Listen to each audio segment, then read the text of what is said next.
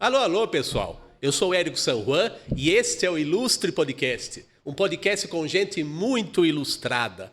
Estamos aqui na TV Metropolitana de Piracicaba, no canal do YouTube da TV Metropolitana de Piracicaba, toda quinta-feira, às 20 horas, às 8 da noite. E estamos também no Instagram. Quem quiser saber dos novos episódios e conferir os links dos episódios antigos, né? É só ir lá no popular link na bio, no @ilustre.podcast. E sem nenhuma delonga, não é nem sem mais delongas, é sem nenhuma delonga, introdução curta, rápida e rasteira, não tão rasteira assim, né? E muito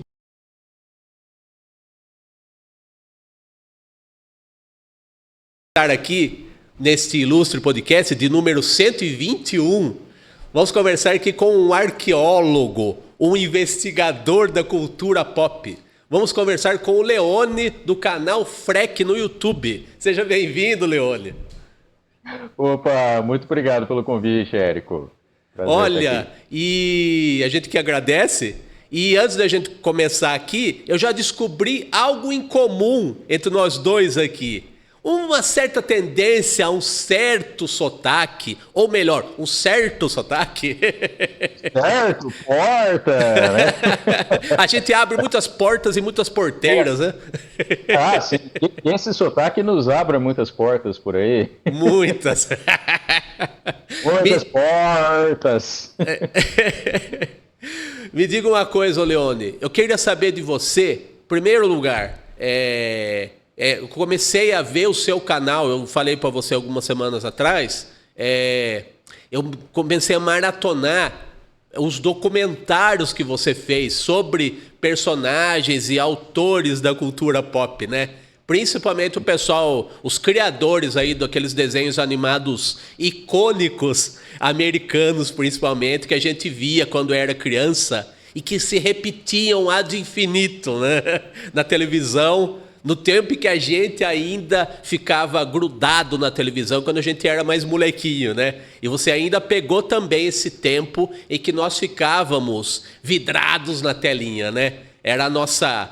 O pessoal mais antigo, da geração anterior à nossa, chamava a TV de babá eletrônica, né? Então, eu queria saber de você qual que foi a motivação para você criar o seu canal no YouTube, quando que você criou, e essa coisa que tem muito a ver com a memória afetiva da gente, né? Criar um canal de cultura pop, que fala de quadrinhos, que fala de desenho animado e tudo, né? E conta aí, primeiro, como é que você começou a ter contato com essa, hoje, né, de uns anos para cá, chamada de cultura pop, que engloba tudo isso aí que eu tô falando, né? E que você fala muito melhor do que eu no seu canal, né? Conta aí do seu começo como espectador aí da cultura pop. Bom, acho que a minha geração já nasceu assim, grudado na televisão, né? Então, É, cultura pop já inunda a nossa cabeça, né? Do berço. Uma das minhas primeiras lembranças era um bonequinho do Batman, né? olha só. E, bom, e eu lembro desde muito pequeno, eu tenho interesse pelos bastidores das coisas que eu gosto, né?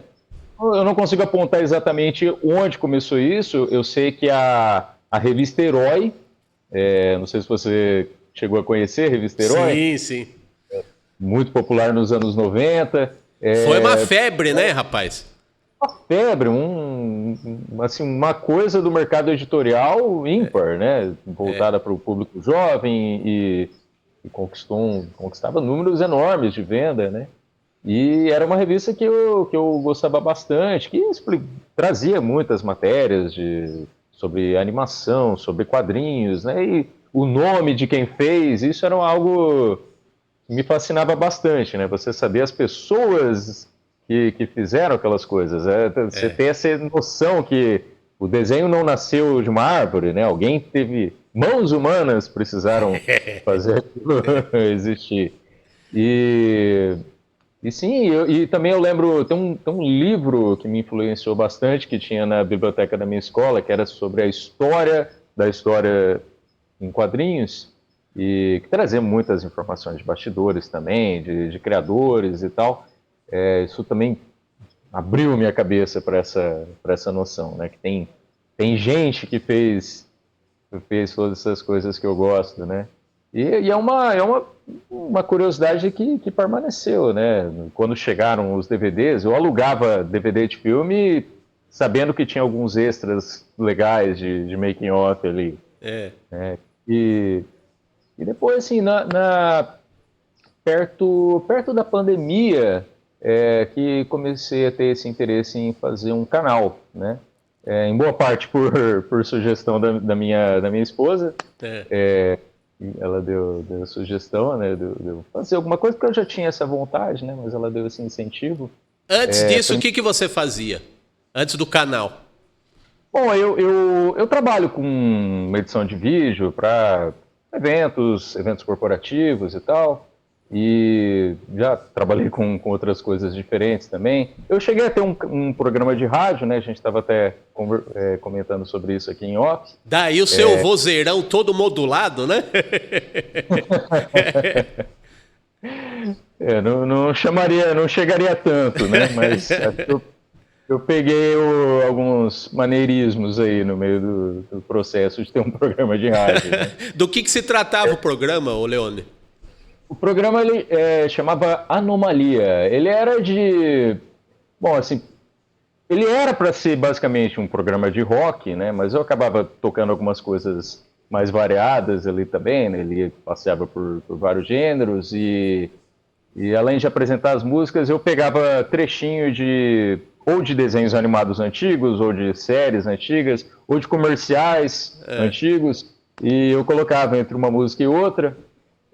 Então ele tinha uma pegada meio proto o canal FREC, que é o que eu virei a ter anos mais tarde. Qual era a rádio que você...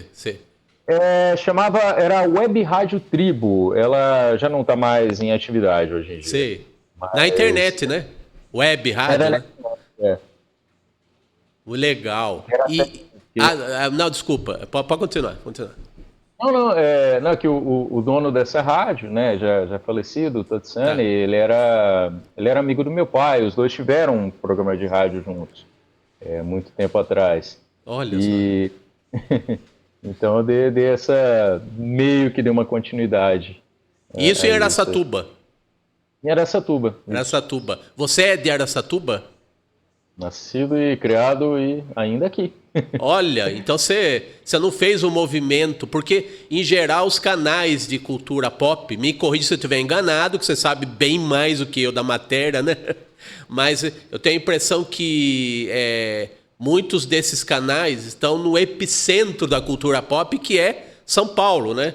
Só que com a internet permite que a gente, de qualquer lugar, faça um canal, porque a informação está muito acessível para qualquer lugar, né? Sim, não deveria ser, hoje em dia não deveria ser tão importante, né? Onde qual a sede de um projeto para a internet desse tipo, né? Não tem muita relevância hoje em dia. Certo. Legal. E então foi um produto aí do tédio e do talvez medo no tempo da pandemia, né? Então aí, a partir disso, eu imagino não, a gente viu que muitos comunicadores aí brotaram no meio dessa época, que é uma época que a gente quer esquecer, né? Mas talvez por esse detalhe, um lado bom, se é que é possível nesse período, né? Desse surgimento de pessoas que queriam fazer o que gostavam, né? Em meio a um período que a gente não tinha controle sequer do próprio tempo, né? Então, o que dirá da própria vida até, né? Então, o que você...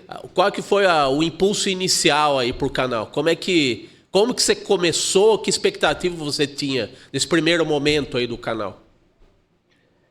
Inicialmente, o canal não nasceu assim... O primeiro vídeo que eu fiz, que foi sobre o Maui Mallard, que é um game da minha infância, que estrelava uma versão do Pato Donald, que é um game que me marcou bastante. Eu sempre tive essa vontade de fazer um vídeo sobre ele, né? Sobre as histórias de bastidores dele.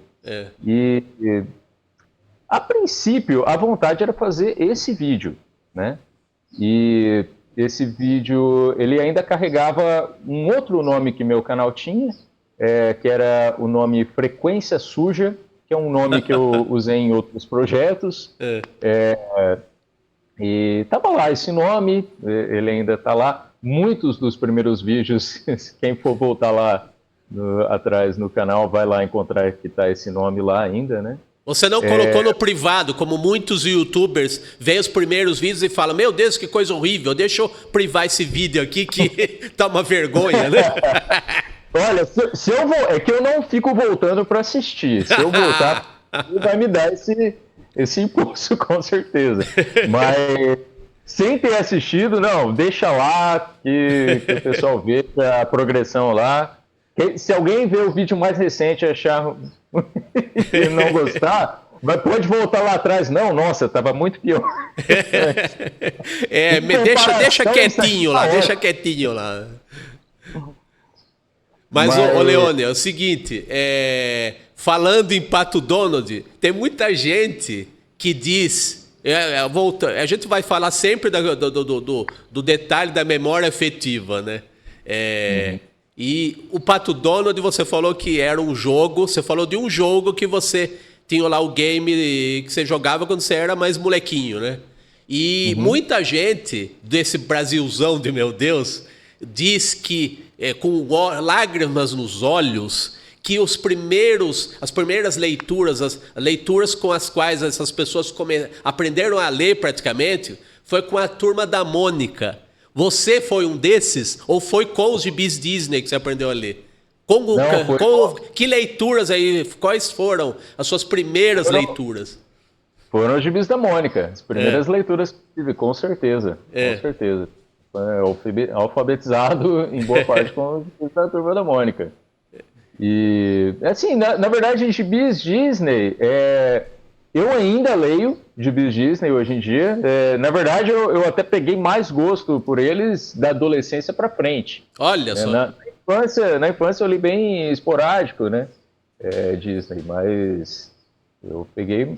Gibis Disney ainda fazem parte do meu consumo de entretenimento aqui. Tanto que tem muitos vídeos que você aparece... a estante que está atrás de você, eu não sei se é essa aí, acho que não é. Tem muitos volumes lá da coleção das histórias do Karl Barks, né? Exatamente, aqui, ó. Então, tem aqui, tá aí. Tem outros. Legal. E como bom cultor, vou dizer assim, da cultura pop, você deve ser um colecionador incansável, né? E dá para ver aí só pela estante que você está na frente dela, dá para ver que você coleciona de tudo, né? Quando é que você começou essa não vou dizer mania, esse prazer, né? Esse gosto por colecionar? Porque muita coisa a gente acha na internet hoje em dia. Mas quadrinho é algo colecionável que a gente tem mesmo. Esse gosto, esse prazer de ter uma coleção mesmo, né? Então você é um cara que... quando eu era mais molequinho, eu colecionava mais. Aí eu comecei a trabalhar com ilustração, com quadrinhos. Aí você passa a se concentrar no próprio trabalho. Tem colegas que ainda continuam colecionadores, que a casa é lotada de gibi, de livro até o teto, né? Eu não sou tão colecionador, porque parece que quando a gente está na área, pelo menos no meu caso, a gente enjoa um pouco, porque o dia a dia da gente passa a ser isso, né, profissionalmente. No seu caso, você é um fã desde sempre, né? Então, quando que você começou as coleções aí? Qual é a coleção que você... ou o item de coleção aí que você... ou criança ou adulto, você exibe assim com orgulho, com prazer, que eu chamei você de detetive, né? No começo. Eu imagino a busca que você deve ter feito por determinados itens aí da sua coleção, né? Então conta desses itens aí que pode ser que você tenha empreendido uma busca incansável, né? Aí em algum momento você falou, tá aqui, consegui. Hoje em dia eu me considero mais no caso de quadrinhos e livros e tal, me considero mais um leitor do que colecionador, né? Tá. O que eu acabo acumulando aqui é em consequência de precisar adquirir para poder ler, né? Assim, eu já fui bem mais colecionador, né? Eu já tive os quadrinhos da Liga da Justiça Internacional, uma época eram quadrinhos que eu tinha a pretensão de completar, de ter todos, né? Mas de um tempo para cá eu não me preocupo tanto em comprar. O importante para mim é ler. Eu me habituei a ler no digital, muita coisa eu leio no digital. Mas eu ainda adoro frequentar sebo, adoro procurar para ver se tem algum precinho legal, alguma oportunidade legal. Então, se eu tropeço em alguma oportunidade legal, vem para casa comigo. Isso vale para quadrinhos, vale para livros e vale para esses brinquedinhos aqui também. Eu não chego aí, não tenho aquela, nossa, eu preciso ir atrás disso e estou disposto a pagar o que for necessário. Mas se eu encontro uma boa oportunidade, eu não resisto. Legal. Meio que o meu princípio de uns tempos para cá, né? Quando eu saí da casa dos meus pais e vim morar aqui com a minha esposa, algumas coisas de quadrinhos eu acabei me desfazendo, né? Acho que todo mundo no processo de mudança acaba tendo que pensar, não vou ter espaço para tudo isso aqui, né? Então, a sua esposa reclama, Leone? Não, de forma alguma. Ai, que alívio, viu? Isso já é um alívio realmente para quem tá nessa área, né? Porque, em geral, e sem generalizar, mas já generalizando, né? As esposas costumam ser meio inimigas, digamos assim, da papelada excessiva na casa em que o casal vai habitar, né? Então, no seu caso, não tem esse problema, né? Por aqui eu posso dizer que não é o caso. Ela, inclusive, ela coleciona papéis de carta, aqueles papéis de carta anos 90, anos 80. Então ela tem os papéis dela também, nunca foi problema os meus papéis aqui. Então, só casando com uma colecionadora também, que ela vai entender o seu lado, né? Legal. Ô, Leone, você é de uma geração que já conviveu um pouquinho com gibis de banca, com os quadrinhos infantis, principalmente, com desenhos animados na televisão, que já abrangiam já o anime, né? Eu já sou de uma geração que eu não peguei tanto. Quando eu comecei a ver que isso existia, principalmente na televisão, eu já estava adolescente. Então eu já era uma idade que eu já estava querendo me desvencilhar um pouco desse... o adolescente tonto, né, que acha que não, eu tenho que virar adulto, então eu não vou mais acompanhar essas coisas aí, mesmo sendo desenhista, né? Então você pegou gibis de banca, os infantis, né, com Maurício de Souza, com Disney, os animes já e o mangá, né? No seu canal você tem vídeos falando dos desenhos animados feitos por estúdios do Canadá, da França, né?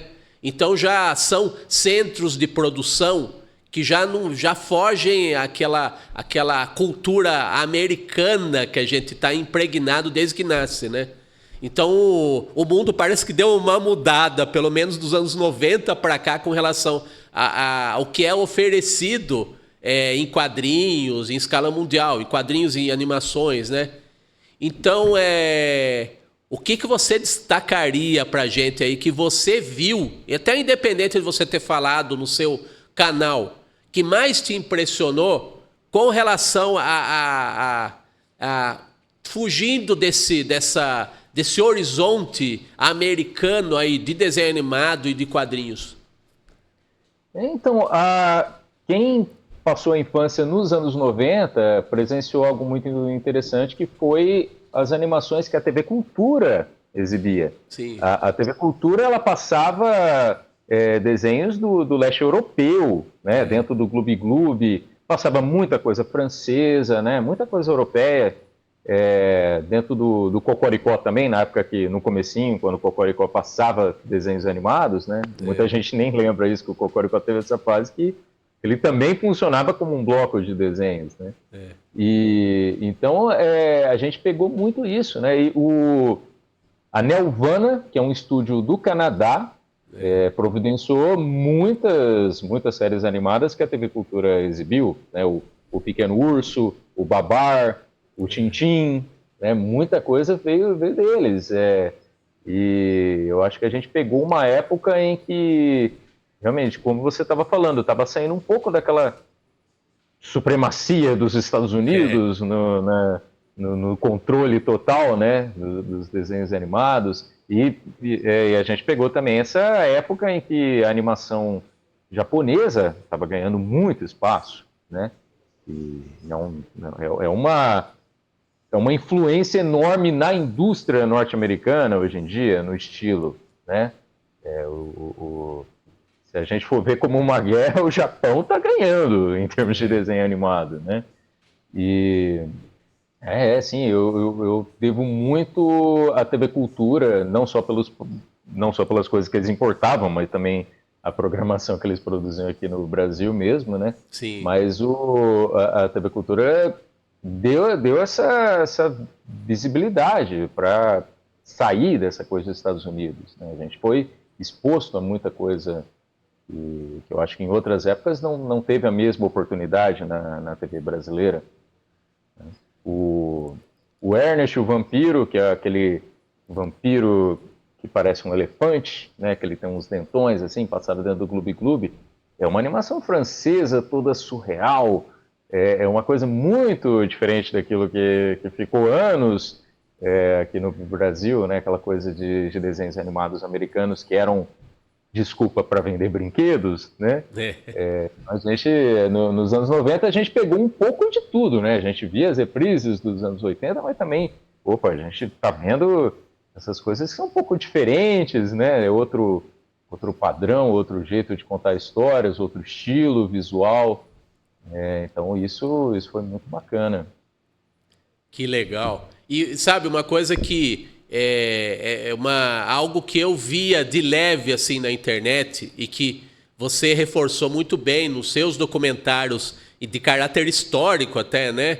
Do começo da animação nos Estados Unidos, passando pelo Walter Lantz, pelos primeiros desenhos do Looney Tunes lá da Warner, né? Com vários animadores, né? Aquela coisa dos bastidores que você falou que você gosta, né?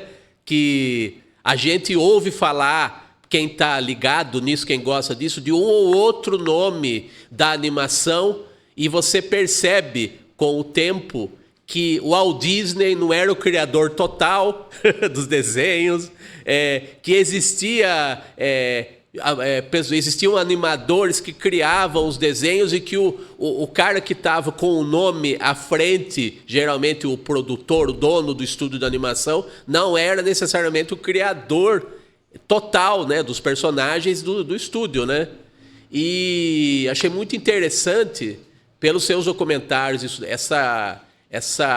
esses bastidores aí, você desvendar esses bastidores e o desenvolvimento das indústrias da animação e das técnicas da animação, né?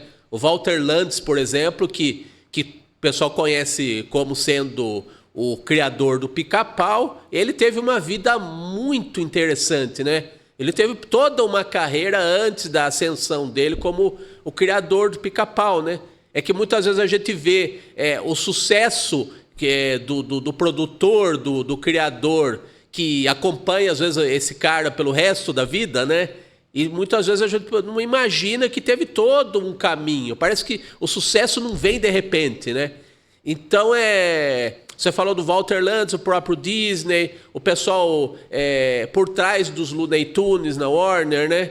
E eram trabalhos que pelo menos no começo das animações, eles se davam ao luxo, digamos assim, de experimentar por um bom tempo, até ter um personagem que caísse no gosto do público, né?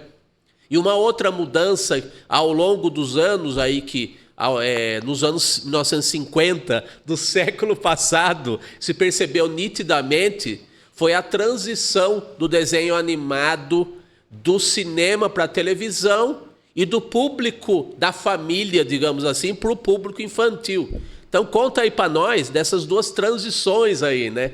Do desenho animado do cinema para a TV e do público adulto também e para o público infantil.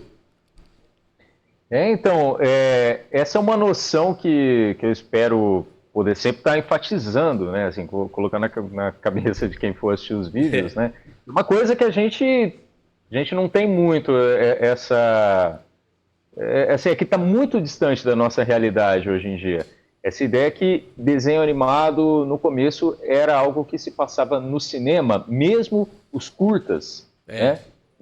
Esses curtas que a gente é acostumado a assistir na televisão, os Looney Tunes clássicos, o Pica-Pau, eles eram para passar inicialmente em sessões de cinema, porque tinha isso, né? Você ia no cinema, tinha a sessão de cinema. Além de um filme, a pessoa ia lá, assistia um documentário, tinha os seriados lá, os seriados de faroeste, né? E o curta de animação, ele era parte dessas atrações. E durante muito tempo ele era feito com essa finalidade e ele alcançava todos esses públicos. Ele era feito pensando em todas as idades, né? Tinha essa noção de que um adulto ia assistir. Em um determinado ponto, também começaram a perceber que crianças gostavam muito de desenho animado, então eles colocavam em sessões de cinema que a criança poderia ir lá assistir, né? O lance da sessão de sábado começou muito cedo. Nos anos 40, a gente já tinha sessões de cinema nas manhãs de sábado, em que passavam materiais que crianças poderiam assistir tranquilamente, para os pais poderem largar as crianças lá e fazer compras, né?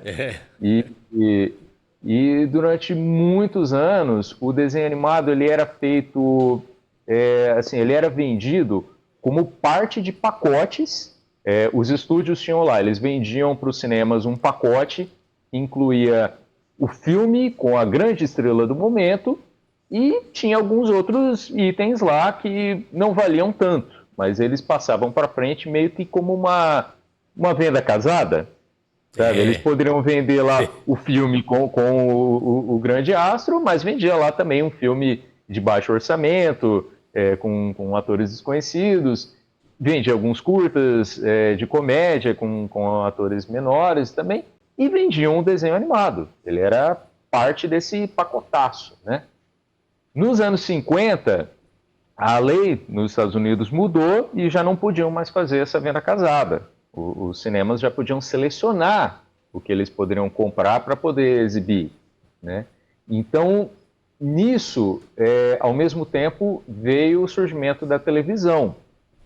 E essas duas coisas fez com que os cinemas estavam ganhando um pouco menos, então eles não queriam comprar qualquer coisa. Então, no meio disso, desenho animado não passou a ser aquela coisa tão atrativa para o cinema comprar. Até porque, nos anos 50, muitos cinemas já tinham um acervo de desenhos animados para poder ficar repetindo ali, conforme a necessidade, né? Então, o que aconteceu? Muitos estúdios pararam de fazer desenho animado, né? Alguns, como a MGM, começaram a perceber, a gente não precisa ficar gastando para fazer desenho animado novo. A gente pode ficar vendendo os nossos desenhos antigos. E alguns, como o Paul Terry, que tinha Terry Toons, que tinha o Super Mouse e o Faísca e Fumaça, eles começaram a perceber que eles poderiam vender para a televisão, né? A televisão começou a ficar interessada em passar desenho animado antigo, que já era uma coisa que estava ali pronta, né? O custo era, em termos de produzir um programa novo e comprar alguma coisa antiga, comprar um pacotaço de desenhos animados antigos, era algo bem atraente. E alguns estúdios começaram a tentar produzir desenhos novos para a televisão. Só que o custo para você produzir para televisão precisava ser diferente. Para o cinema, o pessoal gastava uma grana enorme para fazer uma animação toda detalhada. Mas na televisão, especialmente no começo, ninguém queria pagar algo para produzir algo muito caro, né? Então aí que nasceram alguns estúdios que tiveram um pouco mais essa noção, né? O que a gente pode fazer com essa realidade, né? O principal deles foi a Hanna-Barbera, que foi formada por 2 caras que saíram da MGM. Quando a MGM fechou o seu departamento de animação, eles resolveram, não, então a gente vai montar aqui um estúdio, a gente vai fazer animação de uma forma um pouco mais barata. A gente não vai fazer aquele monte de quadros por segundo, aquela coisa detalhada. A gente vai fazer os personagens paradinho ali, a gente só vai mexer a cabeça dele. Rádio falado, né? Não é rádio falado, é rádio... Como é que é o termo que o animador usou? O Chuck Jones, ele falou que era rádio ilustrado. Isso, rádio ilustrado. Né? E muito o humor dos primeiros desenhos da Hanna-Barbera era até pensado nisso, né? Era uma coisa um pouco mais perto do humor de rádio. Era uma coisa mais baseada em diálogos, em bordões, né? Ao contrário do que eles faziam na MGM antigamente, que era o Tom e Jerry, e era uma coisa mais de humor físico, né? Que você precisava de uma animação mais detalhada para comunicar esse tipo de comédia. Então eles começaram a se focar mais nesse lado, em diálogos, em bordões, e num primeiro momento parecia que adultos iam curtir bastante também essas comédias animadas feitas para a televisão, até por conta de ter essa proximidade do humor de rádio, só que acabou que não estava dando tão certo. A Hanna-Barbera teve um sucesso enorme com os Flintstones, que passava à noite, passava em horário nobre, né? Só que outras coisas que eles tentaram nessa mesma faixa de horário não deram tão certo, como o Manda-Chuva. O Manda-Chuva não foi muito bem de audiência, num primeiro momento, quando foi exibido à noite. E aí, aos poucos, os programadores de televisão daquelas primeiras emissoras começaram a perceber que o desenho animado ele dava muito certo na manhã de sábado, que era aquele mesmo horário que os cinemas usavam para atrair as crianças. E o rádio também tinha programação nas manhãs de sábado para crianças, porque era um horário que quem que estava em casa, quem que era certeza que estava em casa numa manhã de sábado? Era a criança, né? Porque ela não tinha escola. O adulto talvez poderia estar dependendo da sua linha de trabalho, poderia estar trabalhando no sábado, né? Então você tinha um público cativo ali nesse horário. E como muita gente, como muitos desses programadores de televisão, os donos de televisão vinham do rádio, eles continuaram com essa mentalidade, né? A gente vai ter, amanhã de sábado é para criança, e opa, tá dando certo passar desenho animado aqui para criança nesse horário. Inclusive eles perceberam que criança não ligava muito se você reprisasse o mesmo episódio várias e várias vezes. Por isso que a gente viu o Pica-Pau 500 milhões de vezes já na nossa época, né? E não ligava, né? Não ligava.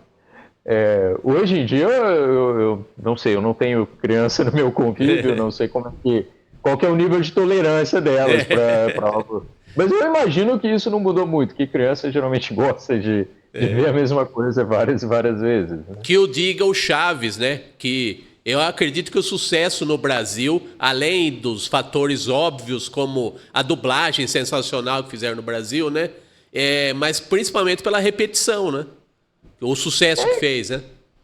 Então, esse elemento da repetição tem esse outro fator, né? Que acaba sendo uma coisa que as gerações vão compartilhando entre elas. Né? O negócio vai sendo reprisado, o pai e a mãe vão, olha, eu lembro desse episódio aqui, ó, quer ver que ele vai fazer isso aqui agora, né?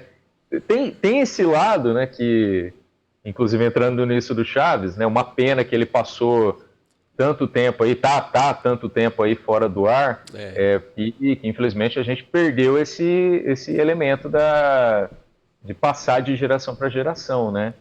Vamos ver agora como é que vai ser, mas eu acho que isso infelizmente afetou muito o legado do Chaves. Eu acho que isso era uma parte muito importante do sucesso dele aqui no Brasil. Legal. Você citou os Flintstones como um desenho que ainda tentava manter essa tradição dos desenhos animados no cinema de ser um produto praticamente para a família, né? E saltando décadas depois dos Flintstones, eu acho que um fenômeno parecido talvez tenha sido os Simpsons, não foi? Exatamente, Os Simpsons foi um resgate, né? Com certeza, Flintstones abriu o terreno para Simpsons, mas até então, outros experimentos dentro desse horário, mesmo depois da manhã de sábado virar um horário popular para desenhos animados, um horário comum para desenhos animados, a Hanna-Barbera tentou outros experimentos, tentou até algumas outras coisas com esse formato de família, mas nada pegou até Simpsons. Certo. E eu estava pensando aqui quando você estava falando, a gente falou da época do cinema, a época da TV e agora, de 20 anos para cá, pelo menos, temos a época da internet. A transição dos desenhos animados do cinema para a TV foi principalmente o fator econômico, né? Não estava praticamente se pagando mais os desenhos no cinema e passaram para a TV, que precisava ser um orçamento mais modesto, né? E depois da TV para a internet praticamente, né? Também a internet ainda, pelo menos muita coisa, precisa ser feita com um orçamento mínimo, né? Então, falando em internet, o que você, que é uma pessoa que ainda pegou muito da televisão, né, o hábito de ver televisão, de ver desenho animado na TV, o que você descobriu já na internet, na área da animação? Boa pergunta. Bom, quando eu comecei a ter acesso à internet, eu vi que tinha um pessoal, tinha alguns quadrinistas e alguns animadores que já estavam tentando usar a internet para veicular seus trabalhos, né? E isso teve uma época bem interessante. Tinha o portal Cyberquadrinhos, que Cybercomics, não é isso? Cybercomics, isso, Cybercomics. Cyberquadrinhos é um amigo meu, o Efraim, que tem um trabalho muito legal hoje em dia, tem um quadrinho que ele faz, muito bacana. Mas tinha o Cybercomics, é isso aí, que era com comics com X. Com que X. Era dentro do portal. Você lembra disso? Lembro. E tinha o site na internet e tinha uma revista também. Eles chegaram a fazer a revista, isso. E era dentro do Terra. Era dentro do Terra, né? E era uma coisa assim, bem empolgante, né? Nossa, parece que o futuro é isso aqui, né? E de fato, de certa forma era, né? Era uma coisa que estava bem à frente do seu tempo. Eu conheci também o trabalho do Marcelo Barbosa, que ele tem um personagem chamado Checo. Ele tinha um site, o trabalho dele dá para achar também no YouTube. Depois ele fez games com esse personagem, ele tá aí até hoje. Mas foi um exemplo de algo muito bacana, assim, era muito legal, muito inspirador, né? Eu cheguei a esboçar alguns trabalhos também, acho que eu não tinha tanta a mesma disciplina que esses caras que realmente concluíram trabalhos e que colocaram para o mundo, né? Eu tenho muitas coisas que eu comecei na adolescência, não terminei dentro de animação e quadrinhos, mas era bem empolgante ver isso, né? E hoje em dia a gente vê que tem muitos animadores independentes aí, muitos quadrinistas também, que mostram o trabalho deles e aí conseguem encontrar um público e aí procuram fazer algum trabalho de financiamento coletivo para fazer algo maior. E eu acho isso muito legal. Eu acho fascinante ver o pessoal conseguindo fazer essas coisas. Assim, eu sou um grande fã de trabalhos, de ver gente fazendo trabalhos independentes. Eu fico fascinado com quem consegue levar adiante, concluir um projeto com os recursos que tem à mão. Eu acho interessante assim que, como você pode ver pela minha barbicha grisalha, eu sou meio tiozinho, tá? Então. Eu tenho outro aqui também, ó. Tá Mas eu tô na sua frente, não vem não. Não, eu ia dizer o seguinte, ô Leone, que é o seguinte. Eu sempre, meio brincando, eu falo que eu sempre peguei o bonde andando. E se eu peguei um bonde andando é porque eu sou muito antigo mesmo. Pelo seguinte, eu comecei a trabalhar como desenhista fazendo tirinhas em jornal. Um veículo que está praticamente restrito hoje em dia a ser banheiro de pet, né, jornal. Então, assim, nada contra os pets, mas esse é o triste destino dos jornais hoje em dia, né? Dos que existem ainda, né?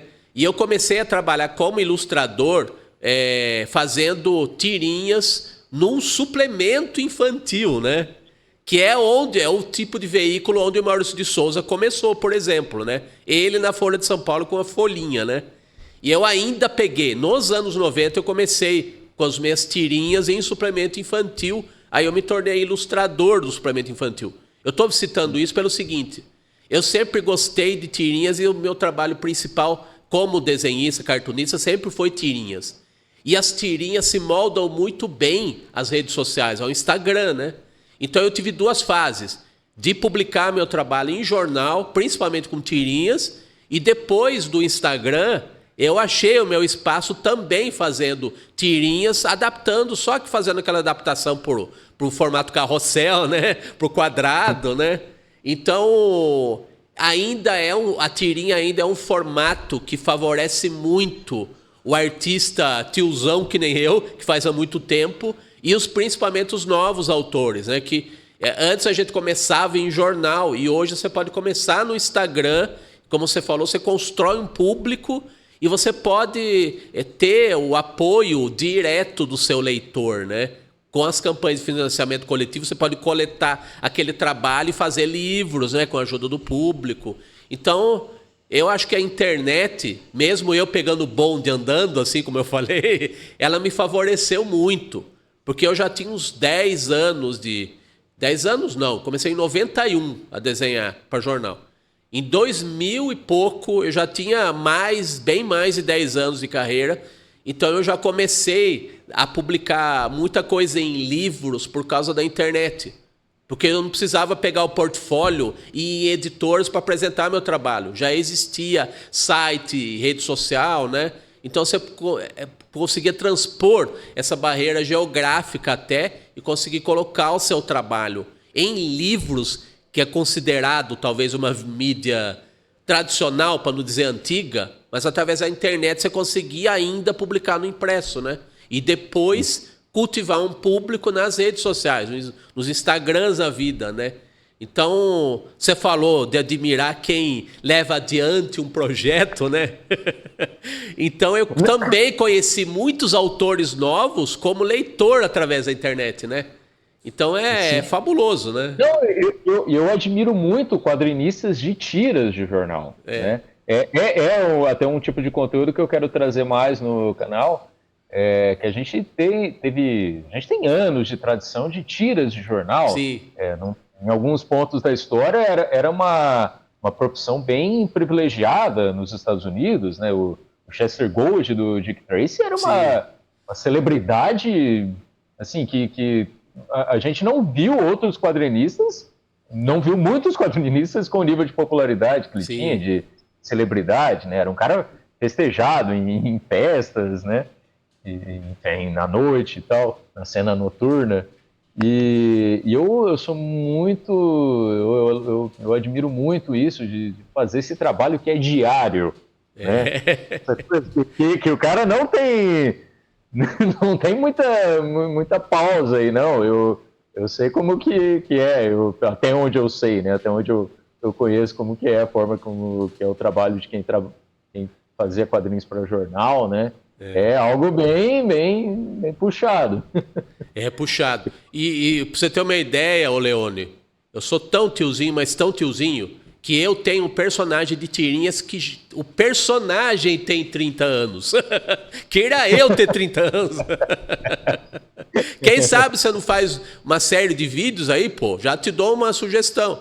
Você fazer trabalho, você fazer vídeos sobre tirinhas brasileiras, já tem pô. história, né? Já tem idade para isso. Tem. O personagem e o criador, né? Então já te passo essa sugestão de graça aí.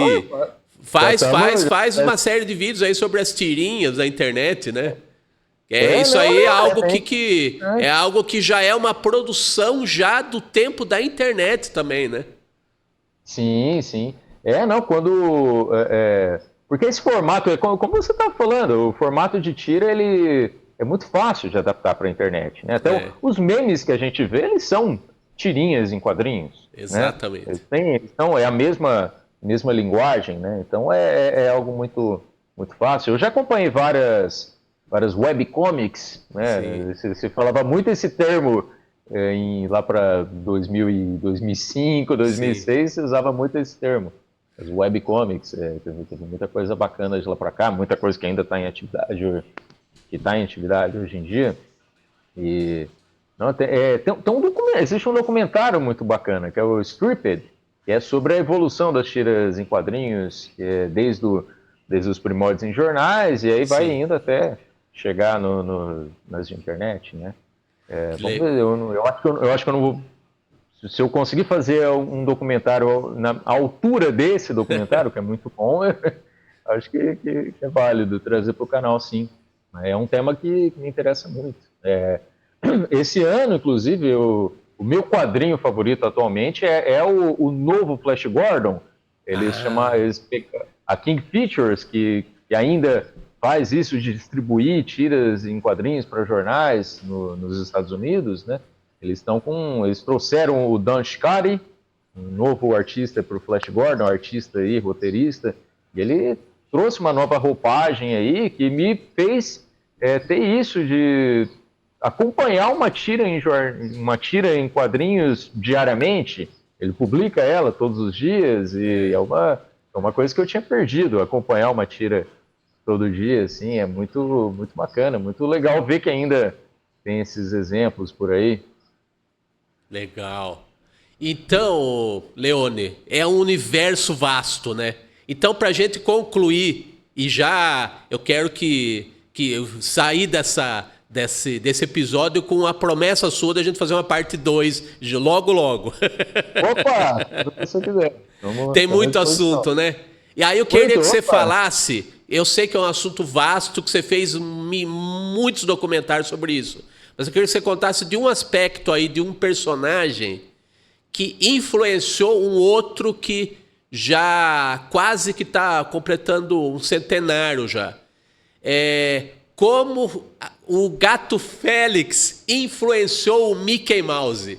Já é assunto para um podcast inteiro, mas conta aí mais resumidamente que você conseguir, porque os dois têm uma relação aí, são do mesmo tempo de criação, são da mesma época, né? Então, como o Gato Félix influenciou o Mickey Mouse?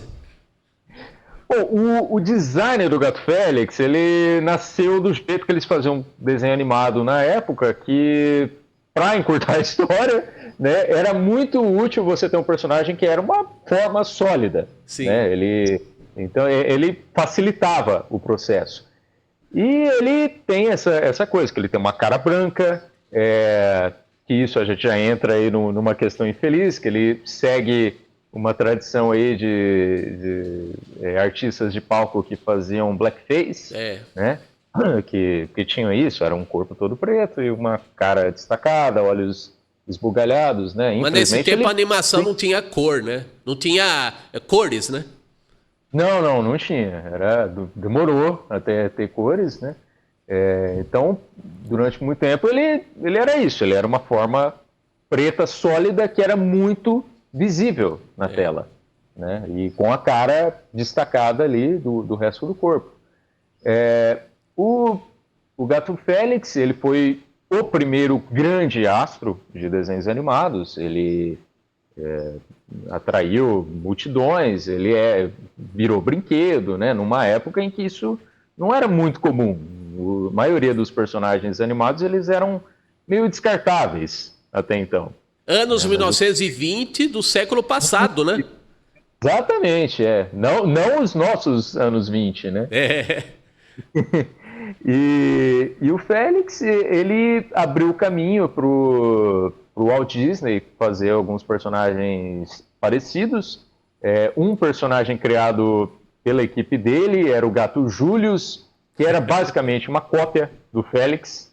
E tinha muitas cópias nessa época, né? O que faz sucesso é imitado, né? Exatamente. O Félix inspirou... Teve vários gatos. Gatos pretos. A gente nem tem noção, né? Porque até... antes do Mickey fazer sucesso mesmo, né? Quando veio o Steamboat Willie, que tinha aquela coisa do som sincronizado, tinha muitos estúdios de animação pequenos, principalmente em Nova York. Muitos deles não aguentaram a transição para o som e fecharam, mas teve vários pequenos estúdios e vários gatos pretos tentando imitar o Félix. E aí o Mickey, a gente olha para ele, a gente pode ver algumas semelhanças com o Félix, né? A gente não dá para negar, tem alguma coisa ali, que tem várias semelhanças. Ele é basicamente o gato Félix com as orelhas redondas. Né? Então dá para dizer que nesse caso e nessa época o gato preto deu uma sorte. Tem muita razão. Quem é dono de gato preto sabe que ele dá muita sorte, né? Isso é um estigma que a gente pode deixar para trás. E o Félix é mais um exemplo. Legal. E eu gostei muito de saber da história do Félix, dos criadores, quem se dizia criador, né, Leone? Tem isso. Então eu gostei muito, porque eu deixei para o final aqui para contar algo que posso ter em comum com você. Eu, quando eu era criancinha, eu tinha mania de ler os expedientes dos gibis, saber quem tinha feito aquilo. Então, desde criança, eu sabia que não era o Walt Disney que desenhava todos aqueles gibis que eu lia. Perdi a inocência muito cedo, pelo menos nesse departamento, né? É um rito de passagem você descobrir isso e descobrir que o Maurício de Souza não faz. Exatamente.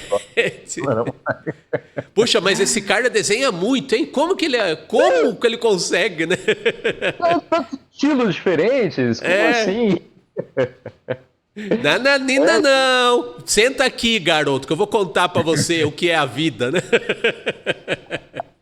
Exatamente.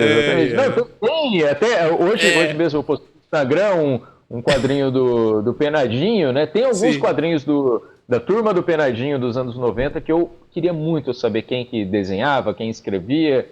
E no caso da turma da Mônica é bem difícil, né?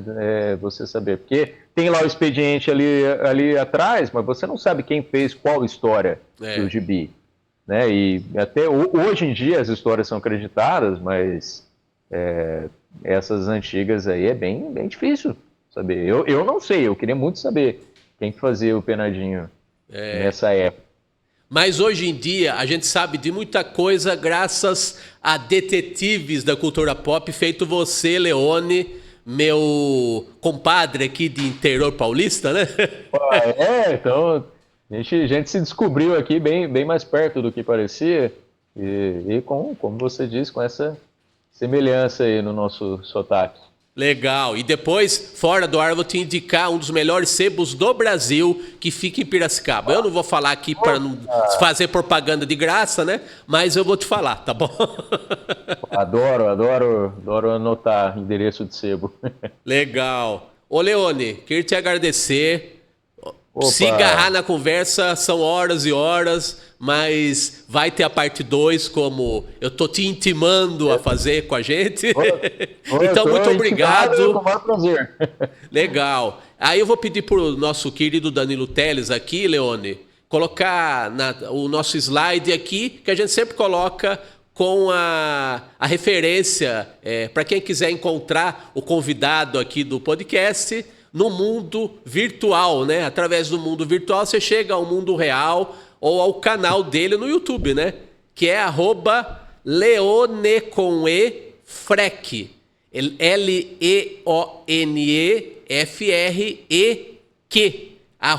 @leonefrec com Q no final, Leone com E. Tudo junto. Então, queria te agradecer aí com as famosas considerações finais aí. Fica à vontade. Bom, agradecer demais esse convite. Caramba, é muito, muito bacana ter essas oportunidades para conversar dessas coisas que a gente gosta, né? E fico aí. Eu tô intimando vocês de volta. A parte 2. Legal. E fica a dica e a sugestão para você falar das tirinhas virtuais aí, desse Brasilzão de meu Deus aí. Obrigado, viu, Leone? Eu que agradeço, meu querido. Muito obrigado pelo convite. Bacana. É isso aí, pessoal.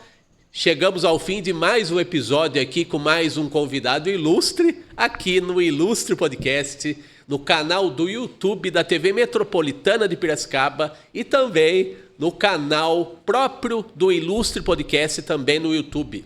E os nossos episódios anteriores e as chamadas aí para os novos episódios, você pode encontrar no @ilustre.podcast no Instagram. É isso aí, pessoal. Um grande abraço para você que acompanhou a gente até agora, tem acompanhado essas centenas de episódios que a gente tem feito. E até quinta que vem. Tchau, tchau.